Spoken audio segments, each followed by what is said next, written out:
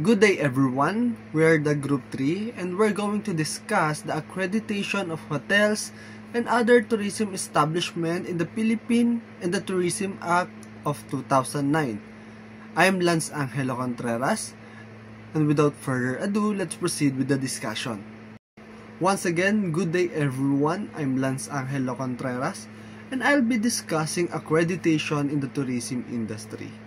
Accreditation is a certification issued by the Department of Tourism. It officially recognizes a tourism enterprise as having met the minimum standards required for operating tourism facilities and services. This accreditation remains valid for 2 years unless it's revoked earlier by the department. But why is this important? Accreditation is conducted to ensure that tourism establishments comply with the standards set by the Department of Tourism. This is not just about meeting the expectations. It's about ensuring guest satisfaction, safety, and most importantly, contributing to the growth and promotion of the Philippine tourism. Next is incentives and benefits if the tourism establishment is accredited by the DOT. Once accredited ka ng DOT o Department of Tourism, automatic kang maisasama sa mga official tourism website tulad ng itsmorefuninthephilippines.com, Tourism Government PH, and visitmyphilippines.com.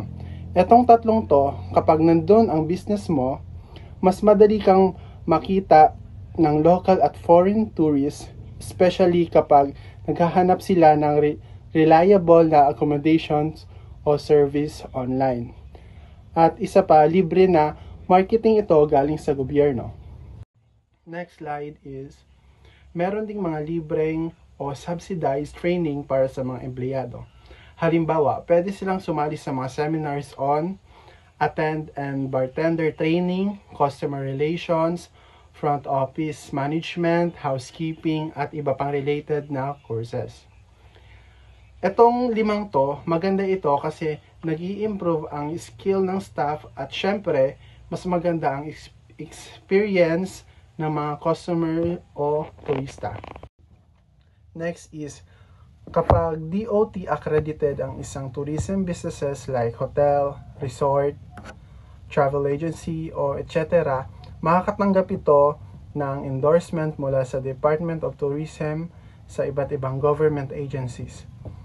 Lalo na sa Board of Investment o BOI, ang benefits nito is pwedeng ma-avail ng business ang mga tax incentives tulad ng tax exemption sa income o real estate, duty-free importation ng equipment, halimbawa is kitchen equipment, vehicle, o etc.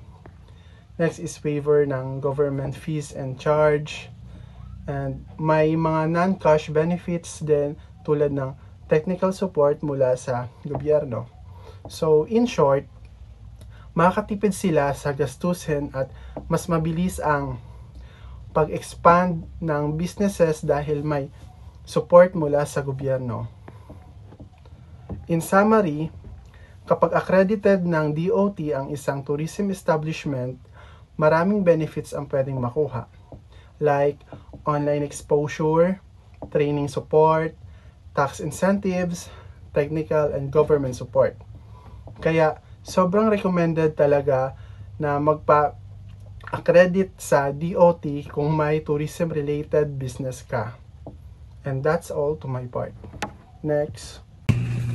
So next is the new national accommodation standards. So the government created a system to help tourists know what kind of service and comfort to expect from places they stay in, like hotels and resorts. So this is called accreditation and it follows the rules made in 1992. So hotels are grouped into 4 levels. First is the deluxe class, the most luxurious and expensive. Second is the first class, high quality but a little less fancy. Third is the standard class, a basic comfort at a reasonable price. And the last is the economy class, a simple and affordable. So, on the other hand, the resorts were classified as follows. First is the Class AAA, means the top quality, and second is the Class AA, a very good. A Class A is a good, and the last one is the Special Interest Resorts for unique or themed experiences. So, in this part, in May 2, 2012, the Department of Tourism made a new rule called DOT Memorandum Circular 2012-02. So this rule uses a new 5-star systems for hotels, resorts, and apartment hotels. Instead of just naming classes like deluxe or economy, hotels now earn points based on what they offer, like number, quality, and conditions of room, plus the service they provide. So, now hotels and resorts are grouped like this. First is the 1-star. So they get 25 to 40% points or 251 to 400 points. These places are good for budget travelers and offer only a few services. So next is the 2-star. They get 41 to 55%. These places give more comfort and offer more services than 1-star places. So the next is the 3-star. These hotels or resorts get 56 to 70%. They offer very good and comfort, bigger spaces and better facilities and more services than 2-star places. So next is the 4-star. So these get 71 to 85%. These are high-class places. The rooms and services are stylish and there are many good facilities. The service is fast and helpful. And the last one is the 5-star. These get 86 to 100%. These are luxury hotels or resorts. Everything is top quality. The rooms, the service, and the experience. They get offer world-class service and treat guests in the best way possible. So this new system helps tourists to pick the right place to stay based on their needs and the hotel's quality. Hello everyone, my name is Christine Picarumayan. So for accreditation of travel and tour services, a tour operator. So as you can see in the PPT, a tour operator is basically a company or business that helps people plan and book their trips. They arrange things like for bookings, for transportation, and accommodations. So, sila po yung nag-handle or nag-arrange ng transportation and accommodation mo kapag ka magta-travel ka. And if you guys are confused what is accreditation, accreditation is like a stamp of approval that ensures they meet certain standards and regulations. So, who may apply for the accreditation of tour operator? So, according to the rules and regulations, the following can apply for accreditation as tour operator. First bullet, a resident Filipino citizen. Second bullet, a partnership organized under the laws of the Philippines, at least 60% of its capital being owned by Filipino citizens. And lastly, last bullet, corporations organized under the laws of the Philippines.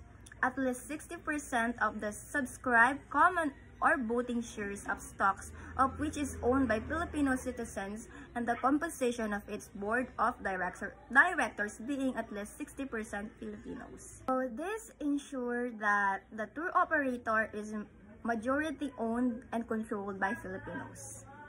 So next slide. Required documents. For purposes or accreditation, the following are the supporting documents to be submitted with the application. So, to apply for accreditation as a tour operator, you will need to submit the following documents. Number 1, business registration documents. So, It's a proof that your business is registered and legitimate. Number 2, list of executive officers and employees. It is a list of staff, including their experience, qualifications, and nationality. Number 3, visa and work permit for foreigners. It is a proof that foreign staff have the right to work in the country. Number 4, office lease agreement. It's a proof that you have legitimate office space. Number 5, mayor's permit or municipal license. It is a local government permit to operate your business. Number 6, financial documents. It is a proof that of financial stability, including a minimum working capital of 500,000. Number 7 is annual performance report and tariff sheet.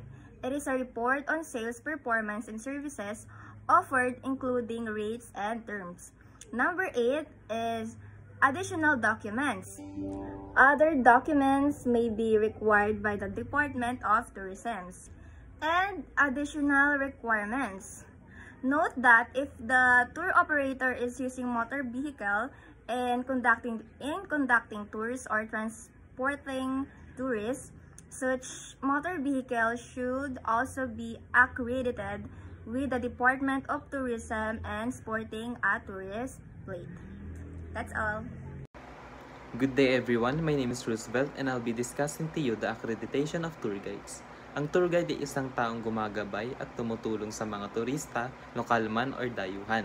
Habang sila ay naglalakbay, sila ang nagbibigay impormasyon, direction at paliwanag para mas maintindihan at mas ma-appreciate ng mga turista ang mga kanilang lugar na binibisita. Binabayaran sila sa pamamagitan ng fee, commission, or iba pang legal na paraan ng bayaran. And bago ka makapagtrabaho bilang isang opisyal na tour guide sa Pilipinas, kailangan mong dumaan sa accreditation process. Ibig sabihin nito, kailangan mong ma-meet mo ang mga standards na itinakda ng Department of Tourism or DOT. Panigurado, ikaw ay may sapat na kaalaman, professional, at kayang magbigay ng mataas na kalidad ng serbisyo sa mga turista. Ang accreditation naman ay mahalaga para mapanatili ang magandang reputasyon ng bansa bilang isang ligtas, maayos at masayang destinasyon para sa mga biyahero. Good day everyone, my name is Luis Jane Orlanda and now let's move on to the basic requirements for accreditation of tourist land transportation and vehicles. Number 1 is the registered capacity. Ito yung bilang ng sasakyan na legal at otorisado ng isang tourist land transport operator na gagamitin sa kanilang operasyon na based sa franchise na inisyu ng LTFRB.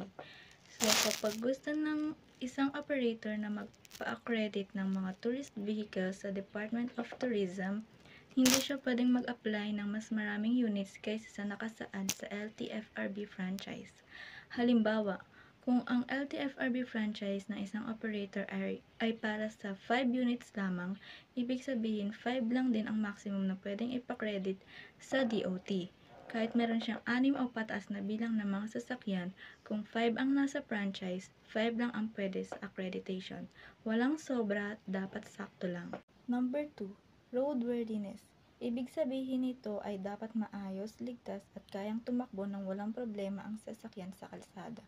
Para ma-register at ma-credit bilang tourist transport vehicle, dapat pumasa muna ito sa inspection team ng DOT. Dapat pasok din ito sa age limit depende kung anong klase ng sasakyan. Sabi dito ay 10 years sa bus or coaster, so kung 2025 ngayon, dapat yung bus or coaster ay ginawa 2015 pataas. Ganon din naman para sa tourist car na hindi lalampas ng 5 years, so dapat po ang kotse ay ginawa 2015 pataas. Number 3, left-hand drive. Lahat naman po siguro tayo ay alam na nasa kaliwa ang manibela ng sasakyan dito sa ating bansa. Ayon sa patakaran at para na rin sa kaligtasan sa kalsada at pagsunod sa standard ng bansang Pilipinas, lahat ng tourist transport vehicles ay dapat left-hand drive. Number 4, ventilation. Lahat ng tourist transport ay dapat may maayos at sapat na air conditioning system. Ibig sabihin, kailangan komportable ang mga pasahero at may tamang daloy ng hangin sa loob ng sasakyan para hindi mainit o masikip ang pakiramdam habang nasa biyahe. Next is firefighting facilities. Ang bawat tourist transport ay dapat may at least isang portable fire extinguisher na naka-install o naka-ready sa loob ng sasakyan. Ito ay para sa kaligtasan ng mga pasahero kung sakaling magkaroon ng sunog o emergency habang nasa biyahe. Imprint of company's name and logo. Dapat nakaprint o nakadisplay ang pangalan at logo ng kumpanya sa tourist transport vehicle. Yung pangalan ng kumpanya ay ilalagay sa likod ng sasakyan habang yung logo naman ay dapat nasa magkabilang gilid ng vehicle. Ito ay para madaling ma-identify kung kaninong kumpanya ang sasakyan. Next is public address system. Para sa mga tourist buses o coasters, kailangan may naka-install na public address system. Ibig sabihin, dapat may sound system o microphone sa loob ng bus na ginagamit ng tour guide o driver para magbigay ng announcement o instruction sa mga pasahero habang nasa biyahe. Number 8 is first aid kit. Bawat tourist transport unit ay dapat may first aid kit at sapat na supply na emergency medicines. Ibig sabihin, kailangan may mga basic na gamit panggamot tulad ng bandage, alcohol, o sakit sa ulo at iba pa para handa sa anumang minor na aksidente o emergency habang nasa biyahe. Number 9 is seats. Bawat tourist transport ay dapat may malinis at komportableng mga upuan. Ang mga upuan sa loob ng sasakyan dapat ay maayos, hindi sira at komportableng upuan para maginhawa ang biyahe ng mga pasahero. Number 10 is storage space. So, kailangan may maluwag na espasyo para sa paa ng mga pasahero at may lugar kung saan pwedeng ilagay ang mga bagahe o gamit para maging komportable at organized ang kanilang biyahe. Is garage. Sa garage ay dapat merong sapat na parking space na kayang i-accommodate o pagparadahan ng lahat ng registered units. Ibig sabihin, dapat may sariling lugar ang operator para ayusin, i-check at iparada ang mga tourist vehicles nila para laging nasa good condition ang mga ito. And let's proceed to the basic requirements for tourist water transportation vehicle. Number 1, restrooms. Dapat mayroong kahit isang restroom para sa lalaki at para sa babae na may kasamang toilet at washing facilities. Bukod dito, kailangan din magkaroon ng common toilet at bath sa cabin area, lalo na kung long haul trip ito. Number 2 is reception. Dapat may isang receptionist na nandun para salubungin at tulungan ang mga bisita pagdating nila. Sila yung mag-aasikaso at magbibigay ng directions or assistance sa mga guest.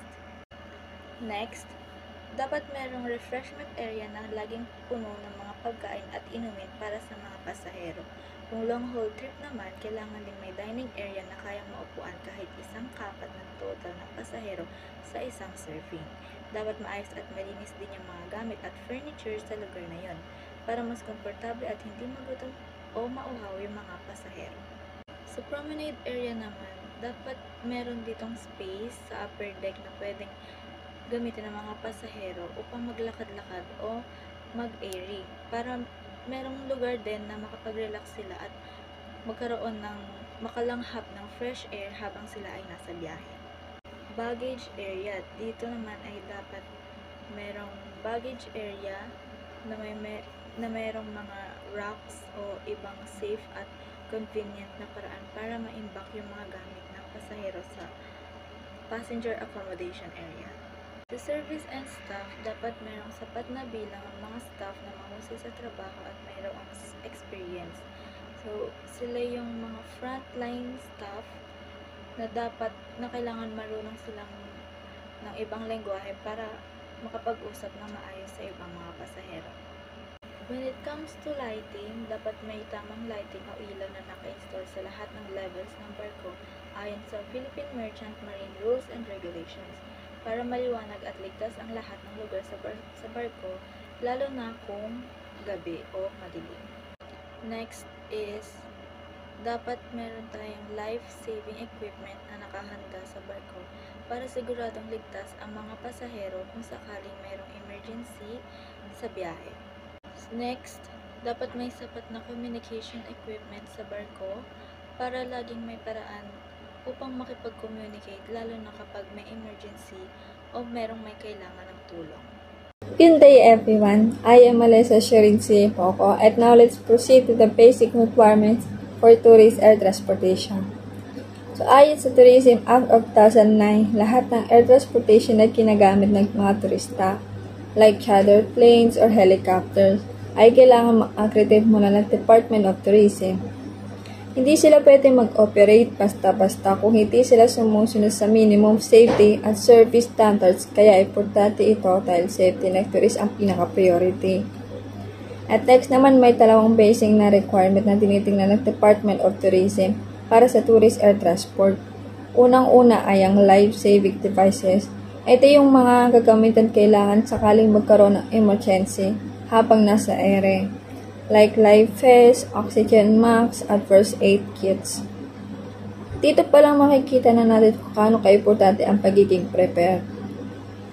And next naman, kailangan din nila ng communication equipment. Ito naman yung mga radio or other communication tools para makipag-coordinate sa crowd staff or emergency personnel. Mahalaga ito lalo na kung may unexpected na sitwasyon habang nasa biyahe. For example, isipin natin may helicopter tour papuntang isang island. Kung walang communication system at life-saving equipment, sobrang risky nun para sa mga turista. Kaya bago payagan ng Department of Tourism na mag-operate, dapat tumaan muna sila sa proper accreditation process.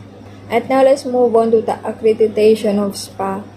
Ang mga spa ay hindi lang basta message place.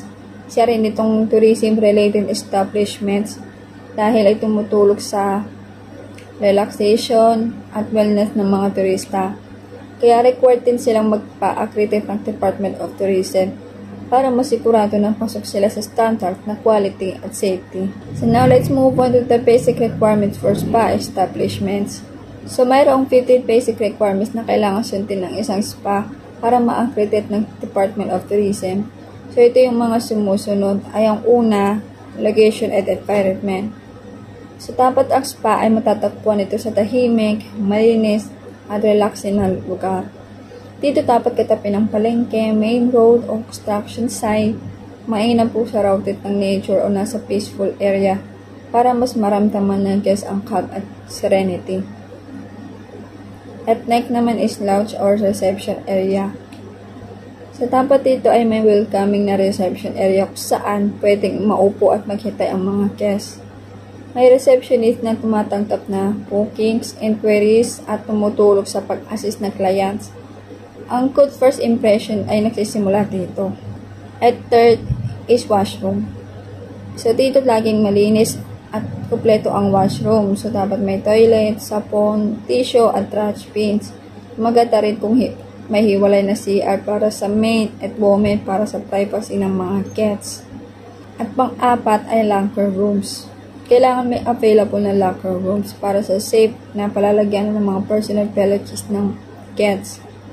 Dapat separated for male at female at secure at lalo na well-maintained. Panglima naman ay shower rooms. Importante rin ang shower area lalo sa mga guests na gustong maligo before or after treatment. Dapat may kompletong toiletries at separate rooms for men and women. Cleanliness and facilitation is a must. Next is treatment rooms. Ito ang lugar kung saan isinasagawa ng spa services. Dapat relaxing, private at hindi nilalak mula sa loob para sa safety. Separate treatment rooms rin dapat for male at female clients. At 10 services. Ang spa ay kailangan may variety of services. Una, massage therapist kaya ng Swedish, shiatsu, reflexology, Thai massage, aromatherapy at hilot. Pangalawa, steam, sauna at water bath na kailangan ligtas at may safety instructions. Pangatlo is spa treatments like body rubs, scrubs, waxing, toning, facials, at even hair at nail care. Dito yung masusukat ang level ng quality ng spa. And then, next naman is staff. Ang lahat ng employees, lalo na ang therapists, ay kailangan trained at certified ng recognized institutions. Dapat presentable sila, maayos ang uniform at marunong makitungo ng maayos sa clients. After tan, steam, sauna at water baths. Although part na ito ng services, separate din ito ng requirements. Kailangan ligtas ang paggamit, may tamang temperature at may visible safety reminders like 15 minutes maximum use para maiwasan ng overexposure. Next is linen. Ang spa dapat ay may sapat na clean linen tulad ng towels, props, at bed sheets. Hindi pwede gamitin ulit kung hindi nilabhan. Ito ay part ng sanitation standard at napapakita ng professionalism. So next naman, administrative facilities. Ang spa ay dapat may admin office para sa record, scheduling at ibang back-end operations. Dito dapat visible sa guests para ma-maintain ang relaxing appearance ng spa.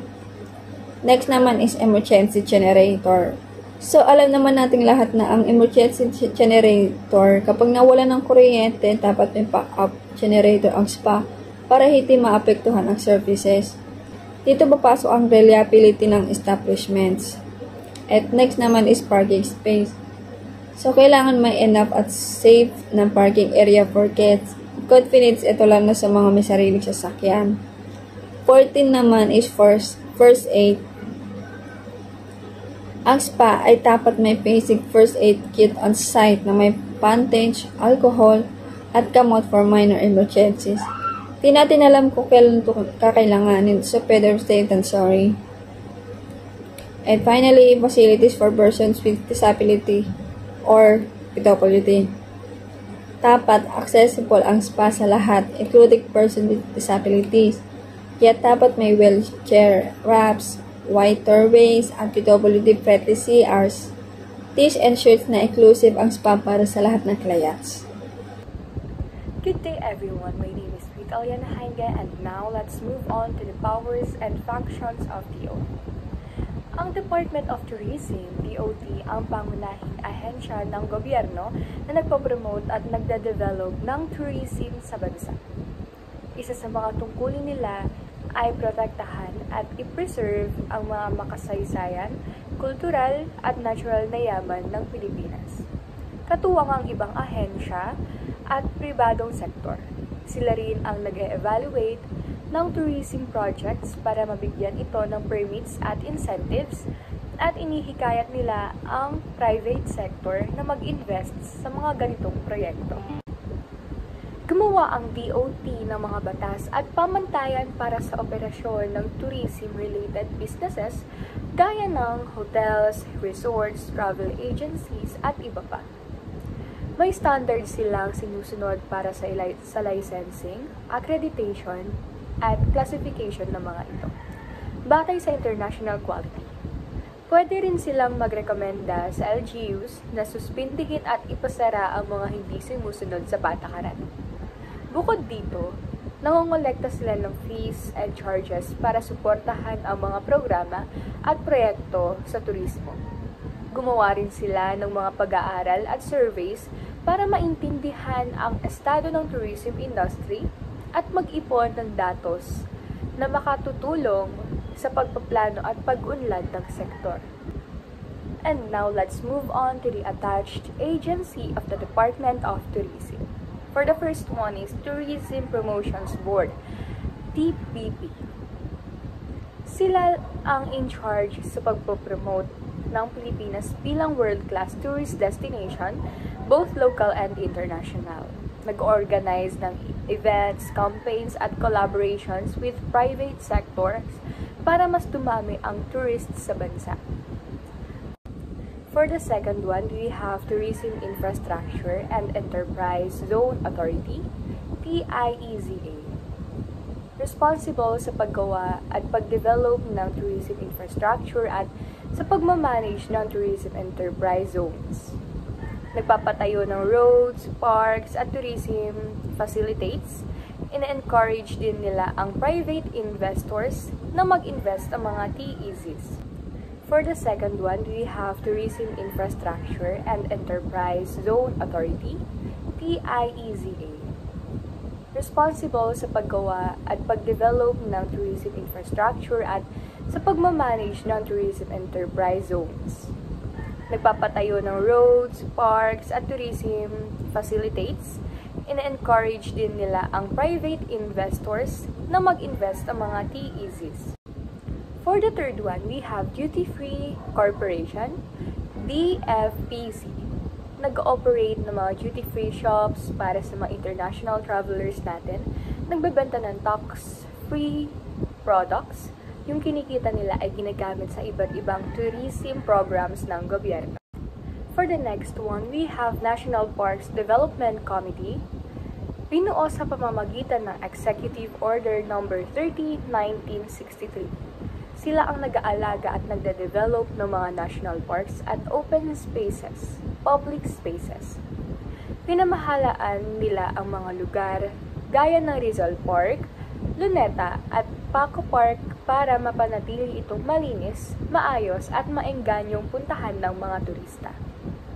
For the next one, we have Nayong Pilipino Foundation, NPF. Binuo sa pamamagitan ng Presidential Decree No. 37, 1972 as amended. Pinapromotion ng Filipino culture heritage at kasaysayan through cultural parks.